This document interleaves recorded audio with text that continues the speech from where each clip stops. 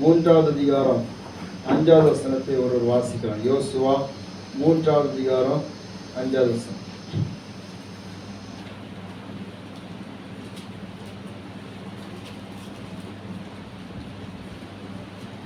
இந்த நாளிலே நாம் தியானிக்க போகிற வார்த்தைகள் மிகவும் முக்கியமானவைகளும் கண்டிப்பானவைகளும் நாம் நிச்சயமாக கைக்கொள்ள வேண்டியவைகளும் அவசியமானவைகளுமாக இருக்கிறது.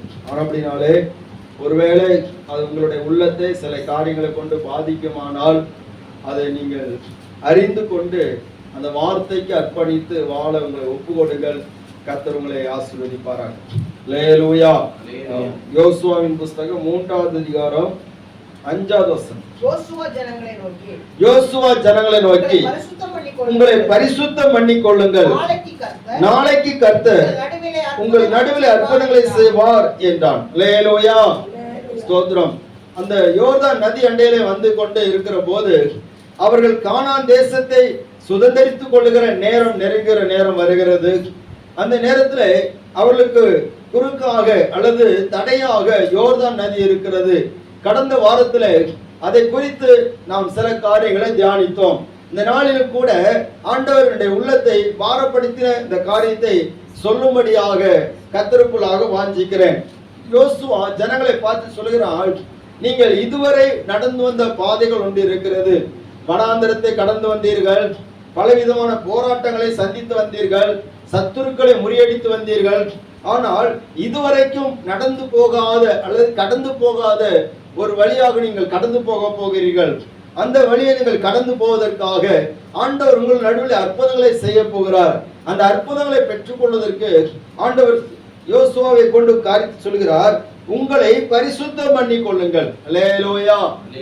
கடந்த வாரத்திலே நாம தியானித்தோம், சம்பவிப்பது என்னவென்றால், அப்போ நமக்கு முன் இருக்கிற அநேக தடைகள், நம்முடைய வாழ்க்கைக்கு எதிராக இருக்கிற அநேக போராட்டங்களை நாம் கடந்து சென்று தேவன் நமக்காக வைத்திருக்கிற ஆசீர்வாதங்களை பெற்றுக்கொள்வதற்கு நாம் அந்த போராட்டங்களை கடந்து செல்வதற்கு தேவன் அற்புதங்களை செய்ய வேண்டும்.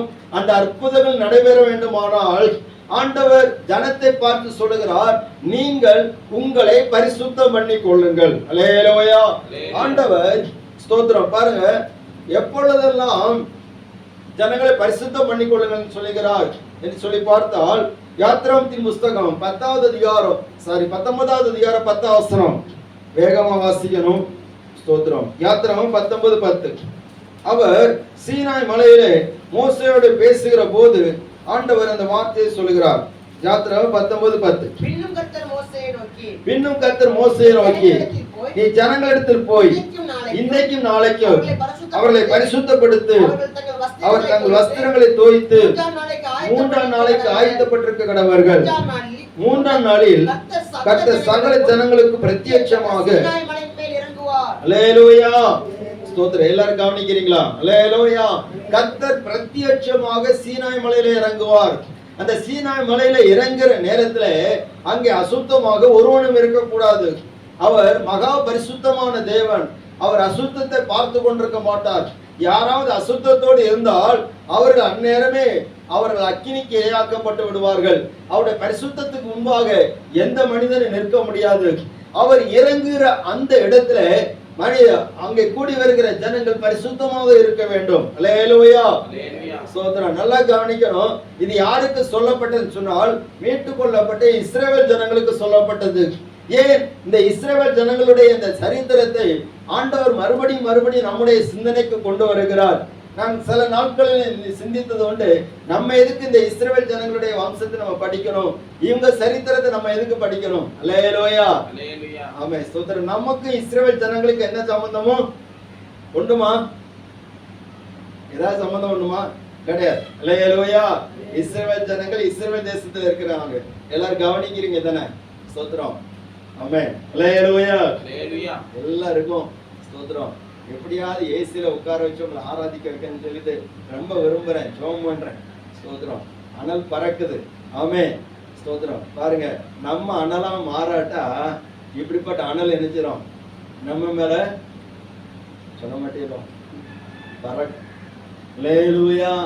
சாத்ராக் மேஷாக் ஆபேத்நேகோ அனலாக இருந்தார்கள். அங்கே சூடாக்கப்பட்ட 7 மடங்கு அக்கினி அவர்கள் பலம் கொள்ளவே இல்லை. அப்போ நம்ம அனலா மாறிடும். நம்ம அந்த ஆவியானவருடைய அந்த பிரசன்ஸுக்குள்ளால நம்ம இன்னும் அனல் மூட்டம் பாருங்க. அப்போ ஆண்டவர் எழுந்தருளுகிற அந்த நேரத்துல அவர் ஜனங்களை குறித்து சொன்ன ஒரு காரியம், அவர்களை பரிசுத்தப்படுத்து. கர்த்தருடைய ஆலயத்துக்குள் பிரவேசிக்கிற ஆசாரியனும் தன்னை காத்து கொள்ள வேண்டும். யாராயிலும் பரிசுத்த குலைச்சலாக தேவ சமூகத்தில் இருக்கக்கூடாது. பரிசுத்த குலைச்சலாக இருக்கக்கூடாது, அசட்டையாகவும் இருக்கக்கூடாது. அல்லேலூயா, ஸ்தோத்திரம். ஆண்டவர் இஸ்ரவேல் ஜனங்கள் தங்களை தாங்களே முறுமுறுத்து அவர்கள் தங்களுக்கு இறைச்சியை கேட்ட போது ஆண்டவர் சொன்னார், ஸ்தோத்திரம், உங்களை பரிசுத்தம் பண்ணி கொள்ளுங்கள், கர்த்தர் உங்கள் நடுவில் நினைச்சுவார், அற்புதங்களை செய்வார். எண்ணாமத்தின் புஸ்தகம்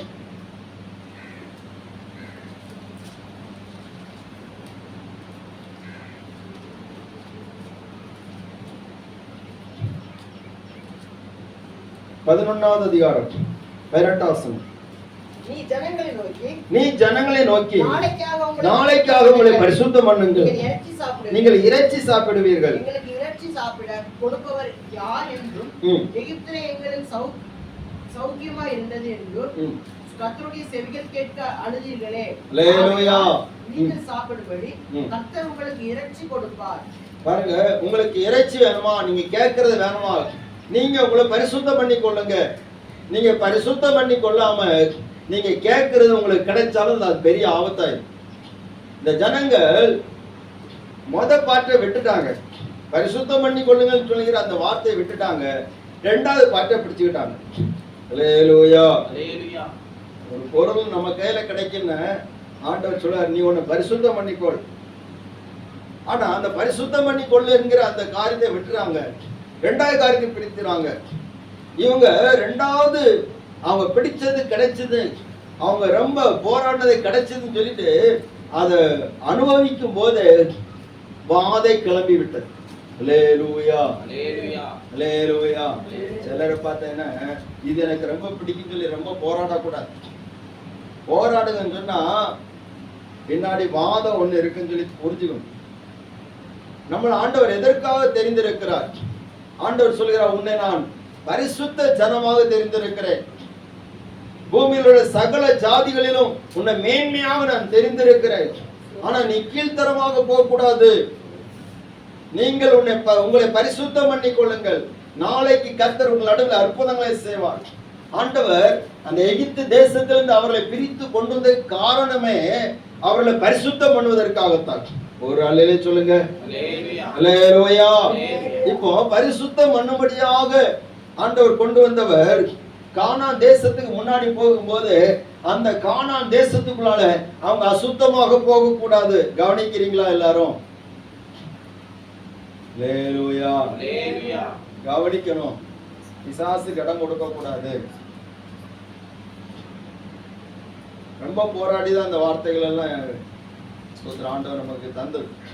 அப்போ நீ கானான் தேசத்துக்குள்ள போக போகிறாய், தேவன் உனக்காக வைத்திருக்க உன்னதமான ஆசீர்வாதங்களை பெற்றுக்கொள்ள போகிறாய்.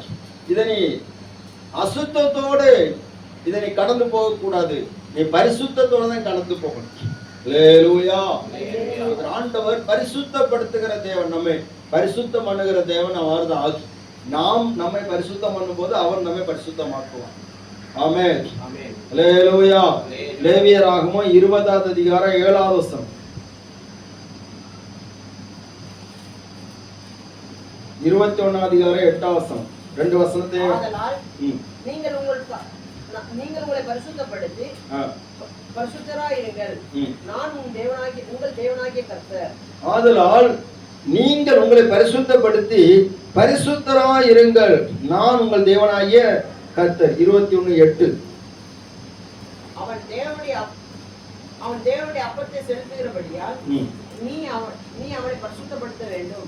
உங்களை பரிசுத்தமாக்குகிற கர்த்தராகிய நான் பரிசுத்தராய் இருக்கிறபடியால் அவனும் உனக்கு முன்பாக பரிசுத்தனாய் இருப்பானாக. அல்லேலூயா. ஸ்தோத்திரம். ஆமென். அல்லேலூயா. ஸ்தோத்திரம். நீங்கள் உங்களை பரிசுத்தப்படுத்தி பரிசுத்தராயிருங்கள், பரிசுத்தப்படுத்தி பரிசுத்தராக இருக்கணும். ஸ்தோத்திரம்.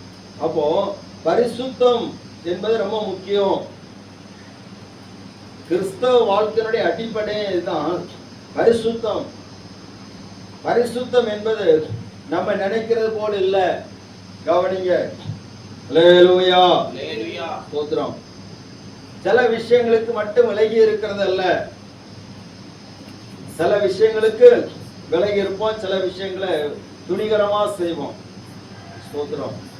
அதுக்கு ஒரு வார்த்தை சொல்லுடைய, யார் தான் பரிசுத்தமா இருக்கா, யார் தான் ரொம்ப உத்தமமா இருக்கிறா, யார் தான் தப்பு பண்ணாம இருக்கிறா. அல்லேலூயா, அல்லேலூயா அப்படி சொல்றோமா? ஸ்தோத்திரம். அப்படி சொல்றோமா இல்லையா? ஆமா. யார் தான் தப்பு பண்ணாம இருக்கா? எல்லாரும் தப்பு பண்றாங்க. ஊழியக்காரங்களும் சொல்றாங்க எல்லாரும் தப்பு பண்றாங்க தானே.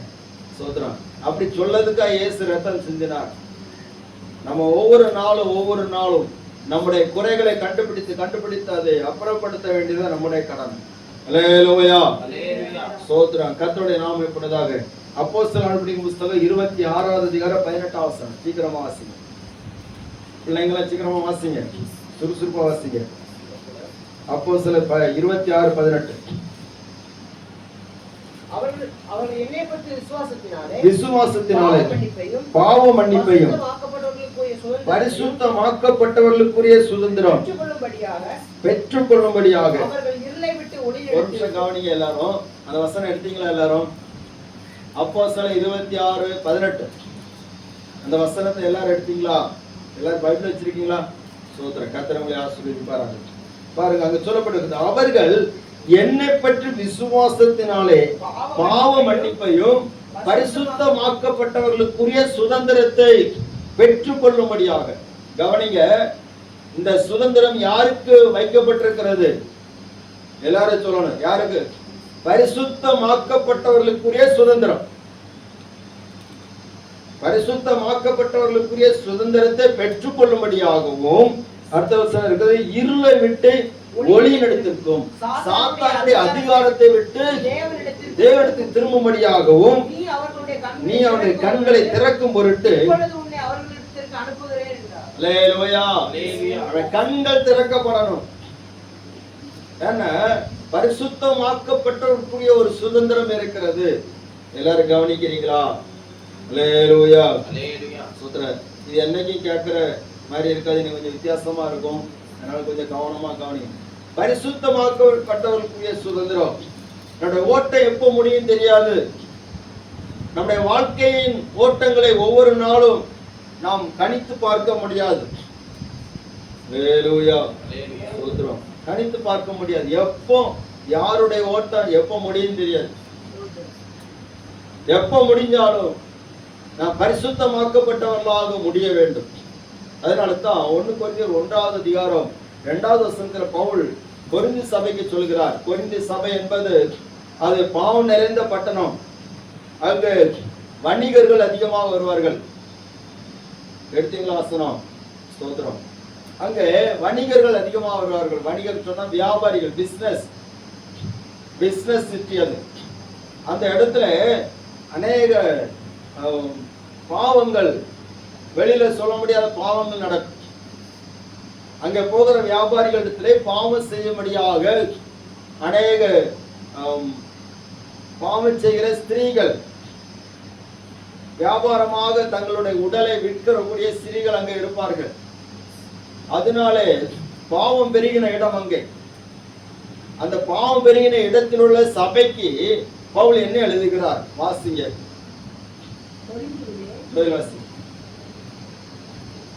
1 கொரிந்தியர் 1:2 சத்தமா வாசிங்க.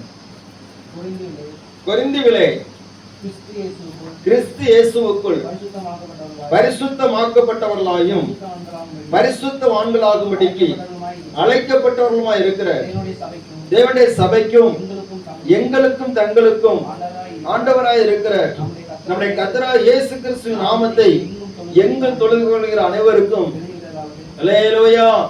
கொரிந்தியர்களே, கிறிஸ்து இயேசுவுக்குள் பரிசுத்தமாக்கப்பட்டவர்களாயும் பரிசுத்தவான்களாகும்படிக்கு அழைக்கப்பட்டவர்களுமாய் இருக்கிற ஸ்தோத்திரம் தேவனுடைய சபை என்று சொல்கிறார். கொரிந்து அந்த பட்டணம் மிகவும் பாவம் நிறைந்த இடம் தான். அந்த இடத்திலிருந்து கர்த்தர் பரிசுத்தமாக்கப்படும்படியாக ஒரு கூட்டத்தை தெரிந்திருக்கிறார். அல்லேலூயா. கொரிந்து பட்டணத்துல பவுல் இருக்கிற போது கர்த்தர் பேசுகிறார், பவுலே பயப்படாதே, இந்த பட்டணத்துல எனக்கு அநேக ஜனங்கள் உண்டு. இந்த பட்டணத்துல எனக்கு அநேக ஜனங்கள் உண்டு. பாவனை இருந்த ஜனம் சொல்லி பார்க்காத, கடின இருதயம் உடைய சொல்லி பார்க்காத, இவர்கள் கீழ்ப்படிய மாட்டாங்கன்னு சொல்லி நினைக்காத, இவர்கள் இயேசுவை விசுவாசிக்க மாட்டார்கள் சொல்லி எண்ணாத, நான் உன் கூட இருக்கிறேன், பயப்படாம பேசு, இந்த பட்டணத்துல எனக்கு அநேக ஜனங்கள் இருக்குன்னு சொல்லி ஆண்டவர் சொன்னபடி ஆண்டவர் அங்கே ஒரு பெருங்கூட்டத்தை பரிசுத்தமாக்கப்பட்டவருடைய கூட்டமாக மாற்றி இருக்கிறார். அல்லேலூயா. நம்ம இந்தியா தேசத்தை எடுத்து பாருங்க. இந்தியா தேசம் லேசப்பட்ட தேசம் கிடையாது. எங்க பார்த்தாலும் கொடுமைகள் நிறைந்திருந்த தேசம். எல்லாரும் கவனிக்கிறீங்களா? ஆமென். அல்லேலூயா. இப்பொழுது இருக்கிற போல பெண்களுக்கு உரிமைகள் நிறைய கிடையாது. ஸ்தோத்திரம். என்ன உரிமை கிடையாதுன்னு சொன்னா, கல்வி படிப்பதற்கு உரிமை கிடையாது, சரியான உடை உடுத்துவதற்கு உரிமை கிடையாது, அரசாங்கத்துல எந்த வேலைக்கும் அவர்களுக்கு உரிமை கிடையாது. அல்லேலூயா. ஆனா இப்போ பார்த்தீங்கன்னா எல்லாம் மாறிவிட்டது. எல்லா பகுதியிலும் முக்காவாசி நம்ம அம்மா மாதிரிதான் இந்த ஆட்டி படைச்சிட்டு இருக்கிறாங்க. அல்லேலூயா. ஒரு அல்லேல சொல்லக்கூடாதா? உங்களுக்கு எல்லாம் சந்தோஷமே இல்லையா? ஸ்தோத்திரம். யார் ஆட்டி படைச்சா என்ன, நம்ம கொஞ்சம் ஆடாம அசையாம உட்கார்ந்துட்டு ஸ்தோத்திரம். அல்லேலூயா. எதா கரைங்கன்னா கீழே விழுந்துட்டு போவோம்னு சொல்லி பார்க்காதீங்க. கர்த்தர் உங்களை ஆசீர்வதிப்பாரு. அல்லேலூயா. ஸ்தோத்திரம். அன்னைக்கு இருந்த சூழ்நிலை பார்த்தா ரொம்ப கொடுமை. புருஷன் செத்து போயாச்சுன்னா மனைவியும் காலி. ஸ்தோத்திரம். இப்படித்தான் ஒரு சம்பவம் நடந்துச்சு நம்ம தமிழ்நாட்டுல, தஞ்சாவூர்ல ஒரு சம்பவம் நடந்துச்சு. அதாவது அன்றைக்கு இருந்த ராஜா, அங்க இருந்த பூசாரியுடைய மகளை அந்த ராஜாவுடைய மந்திரி, ஒரு வயசான ஆள் இருந்தார், அவருக்கு திருமணம் செய்து கொடுத்து விட்டார். அன்றைக்கு இருந்த நிலைமைப்படி புருஷன் மறித்து விட்டதுன்னு மனைவியையும் அது அவங்களுடைய அந்த பானையில வைத்து எரித்து விட வேண்டும். அதான் முறைமை. ஏன்னு சொன்னா அப்பதான் முக்தி கிடைக்கும், சக்தி கிடைக்கும், அப்படிலாம் பல நம்பிக்கைகள் இருந்தது. ஆனபடினாலே அந்த அரசவையில் இருந்த மந்திரி அவர் ஒரு நாள் மரித்து போய்விட்டார். உடனே இந்த வாலிப பெண்ணையும், வாலிப ஸ்டேஜில் இருக்கக்கூடிய அந்த பெண்ணையும் அவர்கள் எரிக்கும்படியாக கொண்டு போனார்கள். ரொம்ப கதறி பார்த்தால், சிறு வயதிலே தகப்பனை இழந்தவள், தாயை இழந்தவள். ஸ்தோத்திரம். இப்பொழுது அனாதையாக யாரும் அவளுக்காக பேசுவதற்கு யாரும் கிடையாது. எல்லாரும் கவனிக்கிறீங்களா? அல்லேலூயா. பேர் கோகிலா. ஸ்தோத்திரம். இந்த கோகிலாவை காப்பாற்றுக்கு யாரும் கிடையாது. அன்றைக்கு இருந்த பிரிட்டிஷ் அரசாங்கத்தில் உள்ள ஒரு ராணுவ தளபதி என்ன பண்ணாருன்னா, ஸ்தோத்திரம், இந்த பெண்ணை உடன்கட்டை ஏற்றுமடியாக கொண்டு போகிற நேரத்துல அங்க இருந்த அந்த பூசாரிகள், அந்த ஐயர்மார்கள் அவங்க கையில இருந்து பறிச்சு கொண்டு போய் அந்த அம்மாவை காப்பாத்தினாங்க. காப்பாற்றி இயேசுடைய அன்பை சொல்லி, இயேசுடைய நல்ல சுவிசேஷத்தை அவருக்கு அந்த அம்மாவுக்கு அறிவித்து பல ரட்சிப்புகளை நடத்தினார்கள். அல்லேலூயா. அவர்களுக்கு ஏகப்பட்ட சொத்துக்கள் இருந்தது. அது மட்டுமல்ல, அந்த பிரிட்டிஷ் அரசாங்கத்தில் உள்ள அந்த அதிகாரி தனக்கு இந்த சொத்துக்களை எல்லாம் இந்த குளோரிண்டா என்கிற அந்த அந்த அந்த அம்மாவுக்கு எழுதி கொடுத்துட்டாங்க. முதல்ல கோகிலா பேரு, அந்த பேரை மாற்றப்பட்டு குளோரிண்டா சொல்லி மாத்தினாங்க. அல்லேலூயா. அவர்கள் தங்களுக்கு இருந்த அந்த ஆஸ்தியினாலே பல ஊர்களை உருவாக்கினார்கள், பல பள்ளிக்கூடங்களை உருவாக்கினார்கள், பல கிணறுகளை வெட்டி அநேக ஊர்களுக்கு தண்ணீர் வசதி செய்து கொடுத்தார்கள். திருநெல்வேலியில அவங்கள தொடங்கப்பட்ட ஸ்கூல் இருக்குது, குளோரிண்டா ஸ்கூல் என்று. அல்லேலூயா.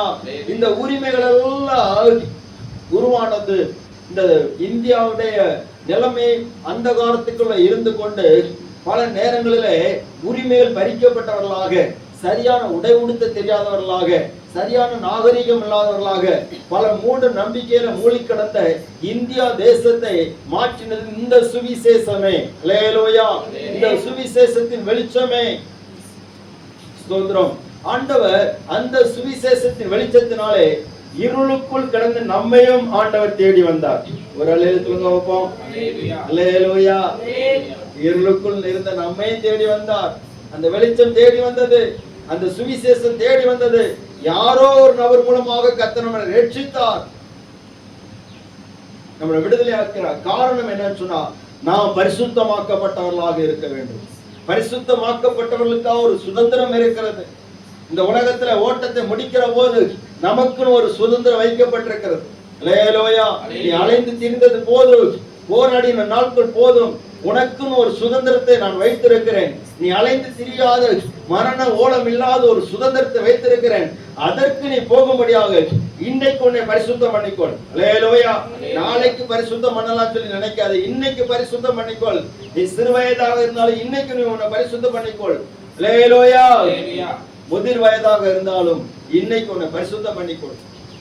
அப்போ நம்மை பரிசுத்தம் பண்ணுகிற போது நான் பரிசுத்தமா, வேதம் சொல்லி இருக்கிறது, உங்களை பரிசுத்தப்படுத்தி எப்படி இருக்கணுமா, பரிசுத்தராயிருங்கள் சொல்லப்பட்டிருக்கு. அப்புறம் பரிசுத்தப்படுத்தி பரிசுத்தராயிருங்கள்னா நம்ம சில காரியங்களை எந்தெந்த காரியத்துல பரிசுத்தமாகணுமோ அந்த காரியத்தில் பரிசுத்தமாகும் போது கர்த்தர் நம்மை பரிசுத்தமாக்குவார். அல்லேலூயா. ஒரு வசனத்தை கூட வாசிப்போம்.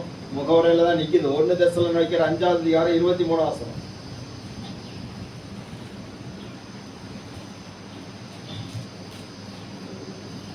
1 தெசலோனிக்கேயர் 5:23. சமாதானத்தின் தேவன் தாமே உங்களை முற்றிலும் பரிசுத்தமாக்குவாராக.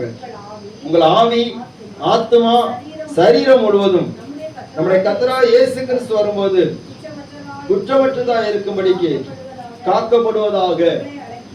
உங்களை அழைக்கிறவர், அல்லேலூயா, சமாதானத்தின் தேவன் தாமே உங்களை முற்றிலும் பரிசுத்தமாக்குவாராக. உங்கள் ஆவி, ஆத்துமா, சரீரம் முழுவதும் கர்த்தராகிய இயேசு கிறிஸ்து வரும்போது குற்றமற்றதா இருக்கும்படி காக்கப்படுவதாக. அவர் வருகிற போது நீங்க காக்கப்படணும். அவர் உங்களை பரிசுத்தமாக்கணும். அல்லேலூயா. ஸ்தோத்திரம். நம்ம செய்ய வேண்டிய காரியங்களை செய்து அந்த சமத்துல போகிற போது அவர் நம்ம பரிசுத்தமாக்குவார். அப்போ நம்ம பரிசுத்தமாக்குவதற்கு அந்த பரிசுத்தம் ஒரே நாள்ல வந்து விடாது. அந்த பரிசுத்தமாக்குதலை எப்படி ஆண்டவர் நமக்கு செய்கிறார்? அல்லேலூயா. யாத்திராகமத்தின் புத்தகம் 31ஆம் அதிகாரம் 13ஆம் வசனம். யாத்திராகமம் 31:13. நீ இஸ்ரவேல் புத்திரரை நோக்கி, நீங்கள் என் ஓய்வு நாட்களை ஆசரிக்க வேண்டும். என் ஓய்வு நாட்களை ஆசரிக்க வேண்டும். பரிசுத்தப்படுத்துகிற கர்த்தர் நான் என்பதை, உங்களை பரிசுத்தப்படுத்துகிற கர்த்தர் நான் என்பதை நீங்கள் அறியும்படி இது உங்கள் தலைமுறை தோறும் எனக்கும் உங்களுக்கும் அடையாளமாய் இருக்கும். அல்லேலூயா. நிறைய பேருக்கு அடையாளமா இல்ல. நேற்றுக்கிழமை ஆயாச்சுன்னா அந்த அடையாளம் தெரிய மாட்டேங்குது. ஸ்தோத்திரம். ஆண்டவர் சொல்லுகிறாரு, நீங்கள் என் ஓய்வு நாட்களை ஆசரிக்க வேண்டும். உங்களை பரிசுத்த பண்ணி படுத்துகிற கர்த்தர் நான் என்பதை நீங்கள் அறியும்படி இது உங்கள் தலைமுறை தோறும் எனக்கு உங்களுக்கு அடையாளமாக இருக்கும். அல்லேலூயா. ஸ்தோத்திரம். அடுத்த வசனத்தோட வாசிப்போமா? கொஞ்சம் கஷ்டமா தான் இருக்கும், வாசிப்போம். ஆகியால் ஓய்வு நாளை ஆசரிப்பீர்களாக. ஓய்வு நாளை ஆசரிப்பீர்களாக. அது உங்களுக்கு பரிசுத்தமானது. அது பரிசுத்த குலைச்சல் ஆக்குறவன் கொலையுண்ண கடவன். அதிலே வேலை செய்கிற எந்த ஆத்துமாவும் அல்லேலூயா. கடினமா இருக்குல்ல? யாருக்கெல்லாம் கஷ்டமா இருக்கு இந்த வசனம்? பாருங்க, யாத்திராகமம் 20ஆம் அதிகாரம் 11ஆம் வசனம்.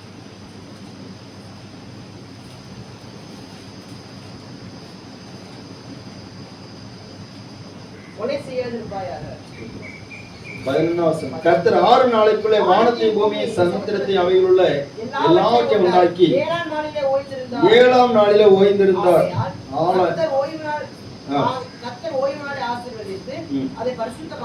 அல்லேலூயா. ஸ்தோத்திரம். அப்போ கர்த்தர் நமக்கு ஒரு ஓய்வு நாளை தந்திருக்கிறார், நமக்கு ஒரு பரிசுத்த நாளை தந்திருக்கிறார். ஏசாயா 58ஆவது அதிகாரத்தில் சொல்லப்பட்டது கர்த்தருடைய பரிசுத்த நாளை. அல்லேலூயா. நீ எப்படி நினைக்கணுமா? அது மகிமையாக நீ நினைக்கணுமா?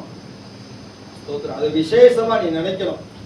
அன்னைக்கு நீ வேலையெல்லாம் செய்துட்டு அந்த கர்த்தரை ஆராதிக்கக்கூடிய அந்த நாளை நீ அசட்டை பண்ணுவாயானால் கர்த்தரனை பரிசுத்தம் பண்ண முடியாது. கர்த்தர் நம்மளை பரிசுத்தம் பண்ணுவதற்காகவே எந்த நாளை நியமித்திருக்கிறார்னா பரிசுத்த ஓய்வு நாளை நியமித்திருக்கிறார். அல்லேலூயா.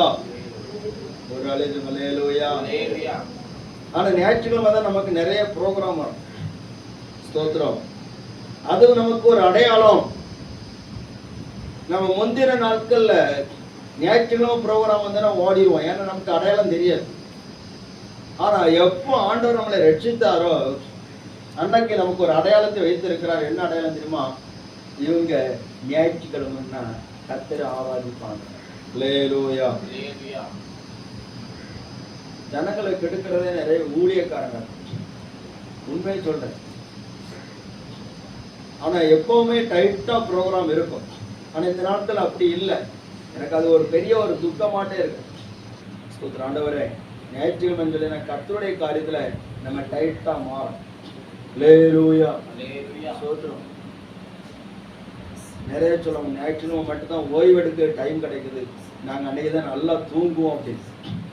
ஸ்தோத்திரம். அன்னைக்கு தான் நல்லா தூங்குறது நல்லதுதான், நல்லா ஓய்வு எடுக்கிறது நல்லதுதான். ஆனா கர்த்தருக்கு கொடுக்க வேண்டிய இடத்த நம்ம கர்த்தருக்கு ஒழுங்கா நிச்சயம் கொடுக்கணும். இன்னைக்கு அது இல்லை. ஆராதனைக்கு அநேகரை காணல. சில சாக்கு போக்க சொல்றாங்க.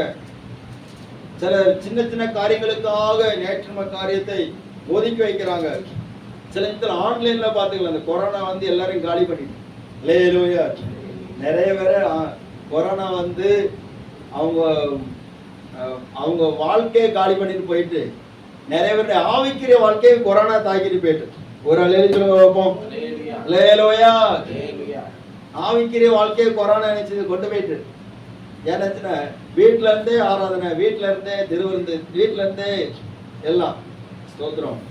எப்படி இருந்துன்னு சொன்னா எப்படி நம்ம ஆண்டோடைய ராஜ்யத்துக்கு போவோம்? எபிரேயர் 10வது அதிகாரம் 25வது வசனம் சொல்லப்பட்டிருக்கிற சபை கூடி வருதலை சிலர் விட்டு விடுகிறது போல, அல்லேலூயா, நாமும் விட்டு விடாமல் ஒருவருக்கு ஒருவர் புத்தி சொல்ல கடவோம். சில சொல்லுவாங்க நாங்களே புண்ணியத்துக்கு வரோம். ரொம்ப ஓவரா பேசக்கூடாது. ஒரு அலையில் சொல்லுங்க வைப்போம். அல்லேலூயா. நாங்களே புண்ணியத்துக்கு வந்த மாதிரி வந்துட்டு இருக்கோம். யாருக்கு புண்ணியத்துக்கு? ஆண்டவர் அவருடைய ராஜ்யத்தின் புண்ணியத்துக்கு அழைக்கிறார். ஸ்தோத்திரம். அல்லேலூயா. ஒரு அலையில் சொல்லுங்க வைப்போம். அந்த புண்ணியத்துக்கு வரோம். நாங்களே புண்ணியத்துக்கு வரோம் அப்படின்னு நினைக்க கூடாது. புண்ணியத்தை தேடி வரோம். புண்ணியத்துக்காக வரக்கூடாது. நாங்க வர்றதே புண்ணியம், நாங்க வர்றதே உங்களுக்கு பெரிய விஷயம் அப்படி இல்லை. பெரிய காரியங்களை தேவனிடத்தில் எதிர்பார்த்தோம். அப்பதான் நமக்கு ஆசீர்வதிக்கப்பட முடியும், நம்ம பரிசுத்தமாக முடியும். ஸ்தோத்திரம். நம்ம ஆண்டோடைய ராஜ்யத்துக்கு போகணும்னு சொன்னா கர்த்தருடைய ஆலயத்தில் ஆராதிக்கிற நேரத்தை வேற எதற்கும் கொடுக்க கூடாது. அல்லேலூயா. அந்த நாளை யாருக்கும் கொடுக்க கூடாது, எதற்கும் ஒதுக்க கூடாது. இது நான் கர்த்தரை ஆராதிக்கக்கூடிய நேரம். இது கர்த்தருடைய சமத்துல போய் நான் அவரை மையப்படுத்துகிற போது அவர் என்னை பரிசுத்தமாக்குவார். என்னுடைய பரிசுத்தத்துல ஒருபடி நான் இன்னும் தேர்ச்சடைய செய்கிறார். என்னுடைய குறைவை அவர் நிறைவாக்குகிறார். அல்லேலூயா. கர்த்தருடைய ஆலயத்திலிருந்து உங்களை ஆசீர்வதிக்கிறோம்னு சொல்லி வழிபோக்கர் சொல்ல மாட்டாங்க. ஸ்தோத்திரம். நம்முடைய வாழ்க்கையில் இருக்கிற அநேக தடைகள் மாறணும்னு சொன்னா நம்மை கர்த்தரை ஆராதிக்கக்கூடிய அந்த நாளில ஒழுங்கா நம்ம தடை இல்லாமல் கர்த்தரை ஆராதிக்கணும். அப்பதான் கர்த்தர் நம்மளை பரிசுத்தமாக்குவார். அல்லேலூயா. நமக்கு இருக்கிற எல்லா தடைகளும் மாறும். ஆண்டவர் சொல்கிறார், உன் பாதரட்சை கலர்ச்சி போடு. நீ நிக்கிற இடம் எப்படிப்பட்டது? பரிசுத்த பூமி. எல்லாரும் இங்க தானே இருக்கீங்க. அல்லேலூயா. மோசே ஆண்டவர் அழைத்தார். அழைக்கிற போது என்ன சொன்னார்? அவனை கொண்டு வந்து நிறுத்தக்கு முன்னாடியே நல்லா கவனிக்கணும். சீனாய் மலையை அவனை கொண்டு வந்து நிறுத்தக்கு முன்னாடி ஓரை பருவத்துல கர்த்தர் வந்து யாரை சந்தித்தார்? மோசே சந்தித்தார். மோசே அந்த முச்செடி எரிகிற அந்த இடத்துல அக்கின் எரிகிற பார்த்து வியந்து வந்து பார்க்கிறார். பார்க்க வரும்போது ஆண்டவர் கூப்பிடுறாரு. பக்கத்துல வந்து பார்க்க வரும்போது மோசே மோசேன்னு சொல்லி கூப்பிடுகிறார். உடனே இவன்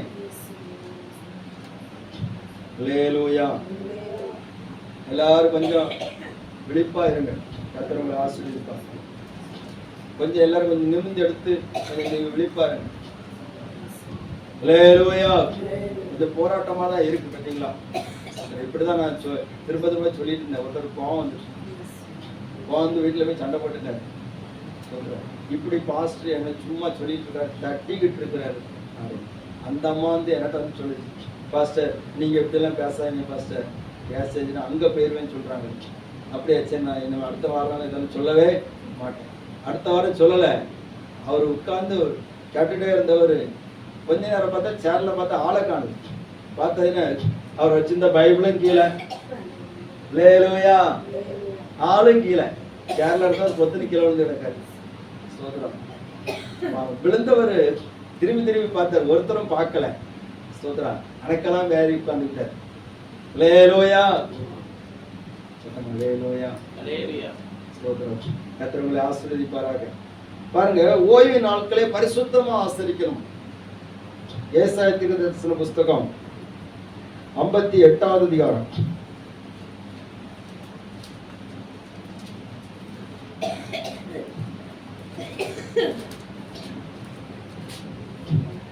பதிமூன்றாவது வசனம்.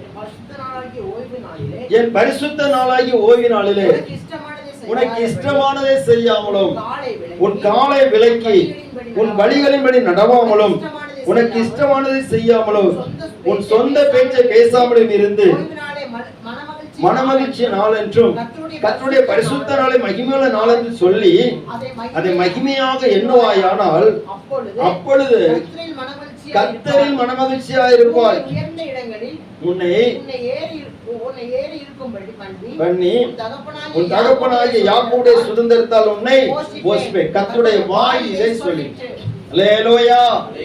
ஆண்டவர் சொல்கிறார், என் பரிசுத்த நாளாகிய பரிசுத்த நாளை ஓய்வு நாளில் உனக்கு இஷ்டமானது நீ செய்யாத, உனக்கு இஷ்டமானதை செய்யறதுக்கு நாள் இருக்குது, அந்த நாட்கள் நீ செய்துக்க. இந்த கட்டளை ஆண்டவர் கொடுத்திருக்கிறார். கொடுத்த போது ஆனாலும் ஒரு அம்மா என்ன பண்ணாங்கன்னா அசட்டை பண்ணிட்டு ஒரு மனுஷன் எங்க போனான், விறகு பொறுக்க போனான். எதுக்கு? அப்பன் சுடரு. அல்லேலூயா. நம்ம பார்வைக்கு அது தப்பா? தப்பு இல்லையா? தவறே கிடையாது. விறகு பொறுக்க போனா தப்பா? இப்போ நமக்கு கிருபை, அந்த கிருபைய நம்ம நிறைய நேரத்துல தவறாக நினைக்கிறோம். அல்லேலூயா. விறகு பொறுக்க போயிட்டான், அன்னையோட அவன் காலி. ஸ்தோத்திரம். உன்னை ஓய்வு நாள், கர்த்தரை ஆராதிக்கக்கூடிய நாள், கர்த்தருக்கு கொடுக்க வேண்டிய நாள். உனக்கும் உன் வேலைக்காரங்களுக்கும் உன் பிள்ளைகளுக்கும் ஓய்வு. நீ ஓய்ந்து இருக்கணும், கர்த்தரை ஆராதிக்கவும் செய். அல்லேலூயா. ஸ்தோத்திரம். அதை விட்டுட்டு நீ வேற எது காரியங்கள் பண்ணுன்னு சொன்னா அது உனக்கு ஆபத்தா முடிஞ்சிடும். நீ கானானை சுதந்திரிக்க முடியாது, நீ உன்னை பரிசுத்தப்படுத்திக் கொள்ள முடியாது. அதே போல கர்த்தருடைய ஆலயத்துல வரும்போது ஸ்தோத்திரம், கர்த்தருக்குரிய கனத்தை கொடுக்கணும். அல்லேலூயா. ஒரு ஆளுக்கு அல்லேலூயா. பலிபீடத்தோடு நமக்கு ஒரு தொடர்பு இருக்கணும். ஏன்னா பலிபீடத்தை தொடுகிறதெல்லாம் எப்படி இருக்கும்னா பரிசுத்தமா இருக்கும். பலிபீடத்தை தொடுகிறதெல்லாம் பரிசுத்தமா இருக்கும். பலிபீடத்தை தொடுகிறோமா? நம்ம எப்படி ஆலயத்துக்கு வந்தாச்சுன்னா போதுமா பரிசுத்தமாகிறோமா? இல்ல. ஆலயத்துக்கு வந்தாலும் பலிபீடத்தோடு நமக்கு ஒரு தொடர்பு இருக்கணும். பலிபீடம் சொன்னால் சிலுவை பலிபீடம், ஆராதனை. ஸ்தோத்திரம். அந்த பலிபீடத்தோடு நமக்கு இருக்கிற தொடர்பு தான் நம்ம பரிசுத்தமாக்கும். பலிபீடத்தை தொடுகிறதெல்லாம் எப்படி இருக்குன்னா பரிசுத்தமா இருக்கும். அல்லேலூயா. ஸ்தோத்திரம். அந்த பலிபீடம் சொல்லப்படும் போது ஒண்ணு ஆராதனை குறிப்பிடும், இரண்டாவது இயேசுவின் இரத்தத்தினால் கழுவப்படுகிறதை குறிப்பிடும். நிறைய உண்டு, எல்லாவற்றையும் வசனங்கள் நிறைய இருக்குது, சொல்ல டைம் இல்லை.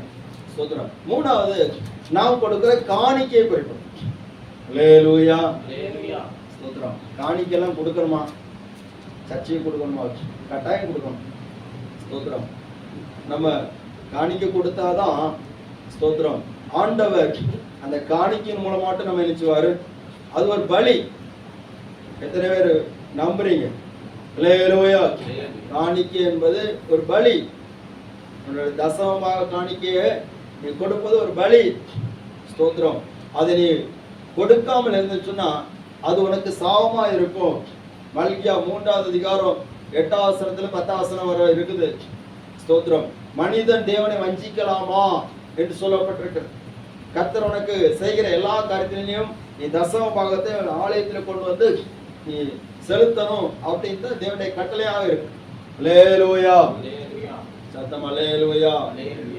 நம்ம காணிக்கைகளை பத்தி ரொம்ப ஒன்றும் பேசுறது கிடையாது. ஆனா வேதம் சொல்லி இருக்கிறது, அந்த காணிக்கைகளை கொடுக்கிற போது நாம் பலி செலுத்துகிறோம், அந்த பலிபீடத்தோடு தொடர்புடையவர்களாக மாறுகிறோம், நாம் பரிசுத்தமாக்கப்படுகிறோம். அல்லேலூயா. காணிக்கை வாங்குற ஆள் எப்படிப்பட்ட ஆள் தெரியுமா? நல்லா கவனிங்க. ஆசாரியன்ட்ட காணிக்கை கொண்டு கொடுக்கறாங்கன்னு சொன்னா இவங்க பாவத்தை எல்லாம் அவங்க சுமக்கிறாங்கன்னு அர்த்தம். புரியுதா உங்களுக்கு? புரியலையா? அல்லேலூயா. சோதரன் அவங்க அக்கிரமத்தை சுமந்து கொண்டு எங்க கொண்டு போனோம்? மகா பரிசுத்த ஸ்தலத்துக்குள்ள கொண்டு போனோம். காணிக்கைகளை வாங்குறான்னு சொன்னா இந்த ஜனத்துடைய அக்கிரமத்தை அவன் சுமக்கிறான்,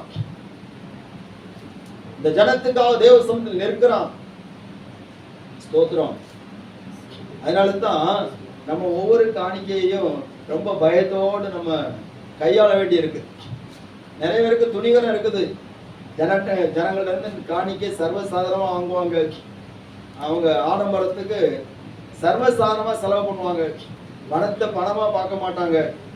அப்படி செலவு பண்ணுவாங்க. கடைசியில தேவனுக்கு முன்பாக குற்றவாளியா நிற்பாங்க. அல்லேலூயா. காணிக்கை கொடுக்கிறவங்களும் எச்சரிக்கையோடு கொடுக்கணும், காணிக்கை வாங்குறவங்களும் கவனத்தோடு வாங்கி கர்த்தர் சமூகத்தில் உள்ள பயத்தோடு கையாளணும். அல்லேலூயா. ஒரு அழைச்சு அல்லேலூயா. கண்ட இடம்லாம் பலியை செலுத்தாத அப்படின்ட்டு நிறைய வசனம் இருக்குது. எல்லாத்தையும் சொல்லுங்க, சமயம் இல்லை. கண்ட இடம்லாம் அவன் பலி அனுப்பிச்சாத செலுத்தாது. எல்லா இடத்துலையும் கொண்டு போய் அவன் பலியை கொண்டு செலுத்திட்டு இருக்காது. கர்த்தர் உனக்கு நியமித்த இடம் ஒண்ணு இருக்கு, அந்த இடத்துல தான் பலியை செலுத்தணும். ஏன்னா நம்ம பரிசுத்தமாகன்னு சொன்னா கர்த்தர் நம்ம பரிசுத்தமாக்குவதற்கு சில இடங்களை வைத்திருக்கிறார். அந்த இடத்துல வந்து பலிபீடத்துல நம்ம பலியை செலுத்தும் போது ஆயத்தப்பட்டு கர்த்தரை ஆராதிக்கிற போது நாம் பரிசுத்தமாகிறோம். ஓய்வு நாள் ரொம்ப முக்கியம். பலிபீடத்தை தொடுகிற அந்த அனுபவம் ரொம்ப முக்கியம். பலி செலுத்தணும். அப்படி நாம் செய்கிற போது நாம் பரிசுத்தமாகிறோம். அந்த நாளிலே தேவனுக்கு கொடுக்க வேண்டிய கனத்தையும் மகிமையும் அவருக்கு செலுத்துகிற போது கர்த்தர் நம்ம பரிசுத்தமாக்குவார். நல்லா கவனிங்க. அதனால தான் ஞாயிற்றுக்கிழமை ஆராதனைக்கு நேரம் வரணும்னு சொல்றது. எல்லாரும் கவனிக்கிறீங்களா? ஒரு அலையில சொல்லுங்க பார்ப்போம். நேரமே திட்டி முடிச்சாச்சு, மறுபடியும் திட்டுறேன்னு நீங்க நினைக்காதீங்க. ஸ்தோத்திரம். கர்த்தர் உங்களை ஆசீர்வதிப்பாராக. நாம் ஆண்டவருடைய சமூகத்திலே முழுமையான நேரத்தை கொடுக்கணும். ஸ்தோத்திரம். பல மணி நேரங்கள் காத்து கிடக்குறாங்க ஒரு கல்லுக்கு முன்னாடி, கல்லை பார்க்கறது. ஸ்தோத்திரம். நான் இருந்த சபையில ஆராதனை 9:30க்கு சொன்னா 8:30 மணிக்கே வந்து மக்கள் வந்து ஜோமன் ஆரம்பிச்சுருவாங்க, பாட்டு பாட ஆரம்பிச்சுவாங்க. எனக்கு ஆச்சரியமா இருக்கும். நம்ம பாஸ்டர் வந்து அவர் மைக்கை பிடிச்சு கீபோர்டு போட்டு பாட்டு அந்த முதல் வொர்ஷிப் தொடங்க முன்னாடி அங்க ஒரு ஆராதனை நடந்திருக்கும். அந்த ஒரு நாள் எப்போ வரும்னு சொல்லி ஏங்கிட்டு இருக்கேன். கர்த்தர் அப்படிப்பட்ட நாளை தருவாராங்க. அல்லேலூயா. சத்தம் அல்லேலூயா. வசனங்கள்லாம் உங்களுக்கு பிடிக்க, ஏன்னா இந்திய அரபடி உங்களுக்கு அருமை இந்த வசனம் பிடிக்க. அல்லேலூயா. ஸ்தோத்திரம். சத்தமா சொல்லுங்க. ஸ்தோத்திரம். இன்னைக்கு ஒரு தீர்மானத்தோடு போம். ஆண்டவரே, நான் இனி இந்த மாட்டேன். ஆண்டவரே, நீர் என்னை பரிசுத்தப்படுத்தும்படியாக எனக்கு தந்தக்கூடிய நாளிலே நான் உன்னை ஒழுங்கா கற்று ஆராதி. அல்லேலூயா.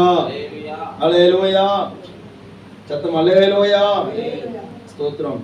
கர்த்தருடைய நாமம் மகிமைப்படுவதாக. அப்போ கர்த்தரை ஆராதிக்க வேண்டிய நேரம் இருக்கிறது, கர்த்தரை ஆராதிக்க வேண்டிய நாள் இருக்கிறது, கர்த்தருக்கு செலுத்த வேண்டிய பலி இருக்கிறது, கர்த்தருக்கு கொடுக்க வேண்டிய காணிக்கை இருக்கிறது. எல்லாம் நம்ம முழுமையா பண்ணும்போது கர்த்தர் நம்மளை நினைச்சுறாருன்னா பரிசுத்தமாக்குகிறார். நம்மளை நாம பரிசுத்தப்படுத்த முடியாது, அவருடைய சமூகத்துல வரும்போது பரிசுத்தமாக முடியும். பாருங்க, சில நேரத்துல இந்த அழிந்து போகிற பொன் அக்கினினாலே நினைச்சது குடமிடப்படும், அது சுத்தமாக்கப்படும். அப்ப நம்மளை ஆண்டவர் சுத்தமாக்குறதுக்கு சபையை வைத்திருக்கிறார். வீட்டுல இருந்தா சுத்தமாக முடியாது. என்னைக்காவது வீட்டுல இருந்து சுத்தமாகும் சொல்லி நினைக்கிறீங்களா? நடக்கவே நடக்காது. ஸ்தோத்திரம். அல்லேலூயா. ஆமா, ஜோமனை இருந்தாலே தெரியும் சுத்தமாகிறோமா. அங்கே கச்சேரி வந்துருந்தாங்க. ஆனா கர்த்தருடைய ஆலயத்துல எந்த பிரச்சனையும் இல்லை. வந்து அவர் முழு இதயத்தோடு ஆராதிக்கும். இங்க நம்ம இருந்த சபையில அப்படித்தான் 1/2 மணி நேரத்துக்கு முன்னாடியே அங்க ஆராதனை தொடங்கிடும். பாஸ்டர் வந்து மைக்கை பிடிச்சு அவர் அந்த கோரஸை பாட தொடங்கின உடனே எல்லாம் ஆவியில அண்ணலாட்டி பறக்கும். அந்த ஆராதனை முழுதும் ரொம்ப ஆசீர்வாதமா இருக்கும். அல்லேலூயா. வசனம் கேட்டுட்டு இருக்கும் போதே எல்லாரும் நிறைய பேர் அந்நிய பாஷையில பேசி அப்படியே ஆவியில் நிரம்பிட்டே இருப்பாங்க. ஸ்தோத்திரம். அல்லேலூயா. நீங்க எல்லாரும் ஆவியில நிரம்புகிறத பார்த்தா எனக்கு ஸ்தோத்திரம் ஆச்சரியமா இருக்கு. கர்த்தர் உங்களை ஆசீர்வதிப்பார். அல்லேலூயா. ஸ்தோத்திரம். அல்லேலூயா. இரண்டாவது, நம்மை ஆண்டவர் பரிசுத்தம் பண்ண சொல்கிறார். முதலாவது, ஓய்வு நாளை ஆசரிக்கும் போது அவர் நம்மை பரிசுத்தம் பண்ணுகிறார். இரண்டாவது, நாம் எப்படி நம்மை பரிசுத்தமாக்குவது? லேவியராகமத்தின் புஸ்தகம் 11வது அதிகாரம் 44வது வசனம்.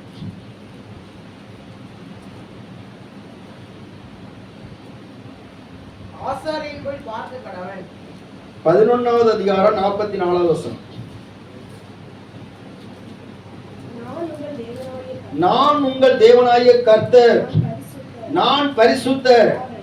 ஆதலால் தரையில் ஊறுகிற எந்த பிராணிகளிலும் உங்களை தீட்டுப்படுத்தாமல் உங்களை பரிசுத்தமாக்கி கொண்டு பரிசுத்தராயிருங்கள். அடுத்த வசனம் கூட, நான் உங்கள் தேவனாய் இருக்கும்படி உங்களை எகிப்து தேசத்திலிருந்து வரப்பண்ணின கர்த்தர் நான் பரிசுத்தர், ஆகையால் நீங்களும் பரிசுத்தராய் இருப்பீர்களாக. அல்லேலூயா.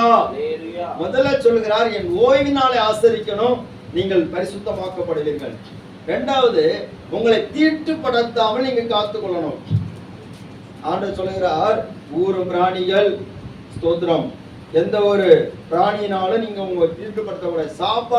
சாப்பிடுகிற காரியத்துல கூட நீங்க உங்களை தீட்டுப்படுத்த கூடாது.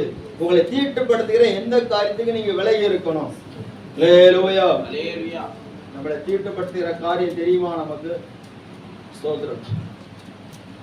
ஒரு சாக்கடை ஓடுகிறதுன்னு சொன்னா அது பக்கத்துல போறதுக்கு நமக்கு கஷ்டமா இருக்கு. என்ன? அது நம்மளை அழுக்காக்கிறோம். அல்லேலூயா. அது நம்மளை அழுக்காக்கிறோம். நம்ம அதை சுத்தமாக்கிடலாம் சொல்லி போக முடியுமா? அது பக்கத்துல முடியாது. நம்ம அதை சுத்தமாக்குறோம் இல்லையா, அது நம்மளே அழுக்காக்கிற கூடாது, நம்மளை வாடையா மாத்திரக்கூடாது, தீட்டுப்படுத்திடக்கூடாதுன்னு சொல்லி விலைக்கு ஓடுறோம். ஆண்டவர் தீட்டானவைகளுக்கு விலகி இருக்கும்படி அநேக காரியங்களை சொல்லி இருக்கிறார். குஷ்டரோகியை கண்டாயின தீட்டுன்னு சொல்லி விலகு. அவன் தன்னுடைய தாடி மூடிக்கொண்டு தீட்டு தீட்டு சொல்லி கத்திட்டு ஓடிடணும். அல்லேலூயா. ஸ்தோத்திரம். இதெல்லாம் நிறைய பிரமாணங்கள் இருக்குது. ஆனா நமக்கு ரொம்ப அறிமுகமான ஒரு சம்பவத்தை சொல்ல விரும்புகிறேன். தானியேலின் புஸ்தகம் 1வது அதிகாரம் 8வது வசனம்.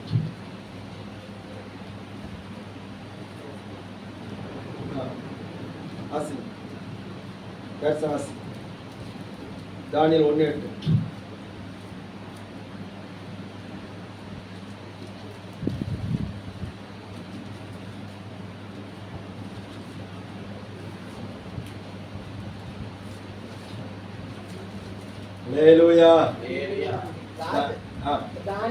தானியேல் ராஜாவின் போஜனத்தினாலும் அவர் பானம் பண்ண திராட்சரசத்தினாலும் தன்னை தீட்டுப்படுத்தல் ஆகாது என்று தன் இருதயத்தில் தீர்மானம் பண்ணி கொண்டு தன்னை தீட்டுப்படுத்தாதபடிக்கு பிரதானிகளின் தலைவனிடத்தில் போய் வேண்டிக் கொண்டான். அல்லேலூயா.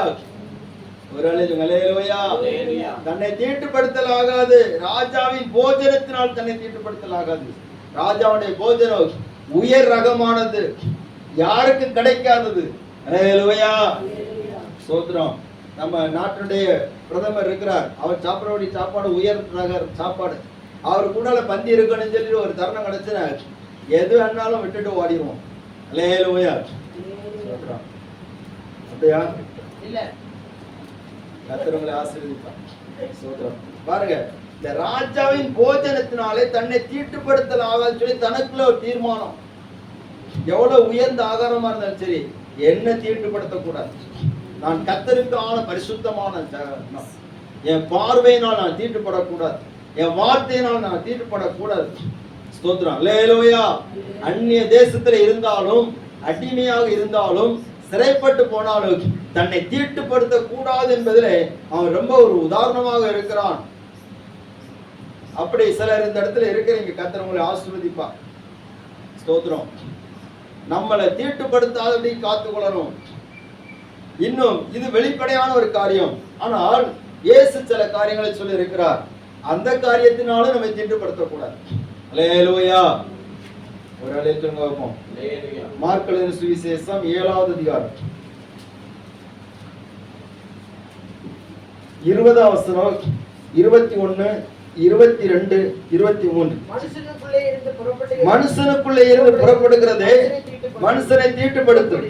எப்படி எனில் மனுஷனுடைய இருதயத்துக்குள் இருந்து பொல்லாத சிந்தனை, விபச்சாரங்கள், வேசித்தனங்கள், கொலைபாதகங்கள், களவுகள், பொருளாசைகள், துஷ்டத்தனங்கள், கபடு, காமவிகாரம், வன்கண், தூஷணம், பெருமை, மதிகேடு புறப்பட்டு வரும். இவைகள் எல்லாம் மனுஷன் உள்ளத்திலிருந்து புறப்பட்டு அல்லேலூயா. நம்மளை தீட்டுப்படுத்துகிற காரியத்தை நம்மளை விட்டு மாற்றணும். சின்ன பெருமை கூட தீட்டுப்படுத்திடும்.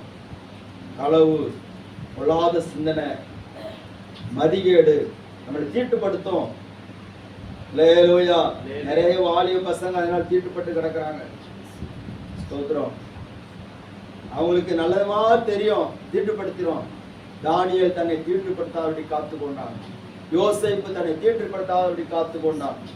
ஆண்டவர் சொல்கிறார், மனுஷனுடைய உள்ளத்திலிருந்து புறப்படுகிறது மனுஷனை தீட்டுப்படுத்தும். அல்லேலூயா. இன்னொரு வசனத்தை கூட ரொம்ப முக்கியமான ஒரு வார்த்தை, 2 கொரிந்தியர் 6வது அதிகாரம்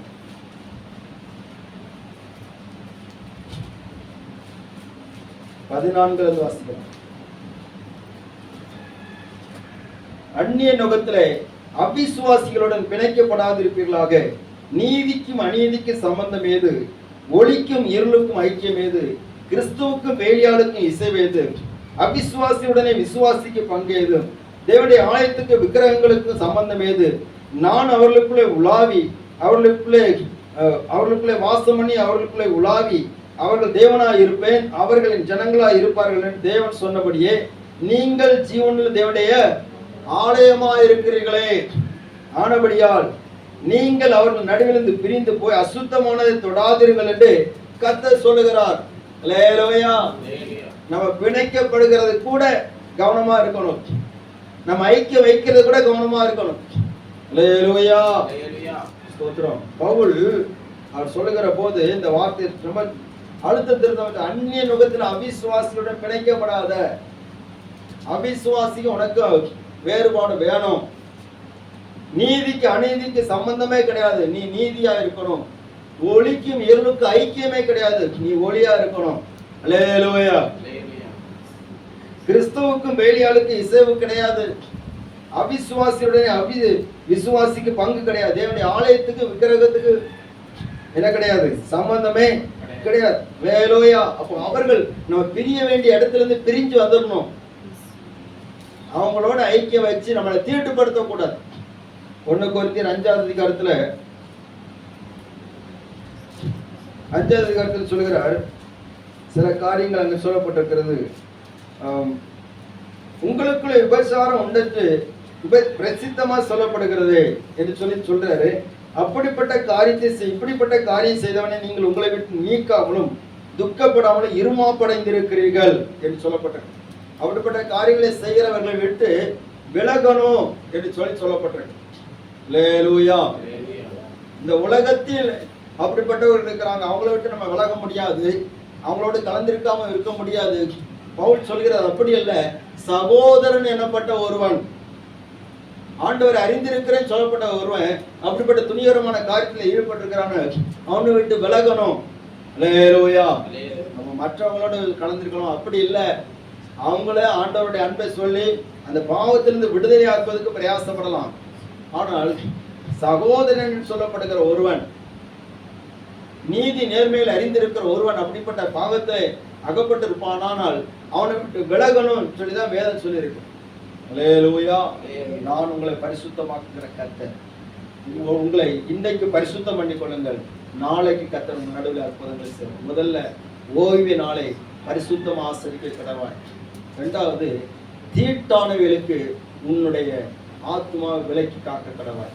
தீட்டானவர்களுக்கு விலக்கணும். எது நம்மளை தீட்டுப்படுத்தும்? நம்ம மனசு தெரியும், இது என்னை தீட்டுப்படுத்தும், இது என்னை காயப்படுத்தும், இது என்னை தேவனுக்கு முன்னாடி போவதுக்கு என்ன தடையா இருக்கும், அதை விட்டு விலகணும்.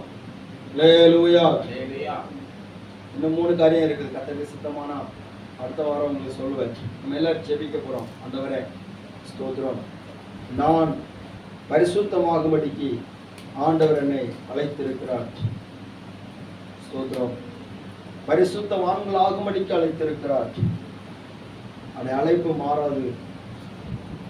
இந்த உலகத்தின் அசுத்தத்தில் இருந்து தேவன் நம்மை தேர்ந்தெடுக்கிறார். எல்லாரும் முடிஞ்சா முழங்கால் போடுவோம், முடியாவிட்ட எழுந்து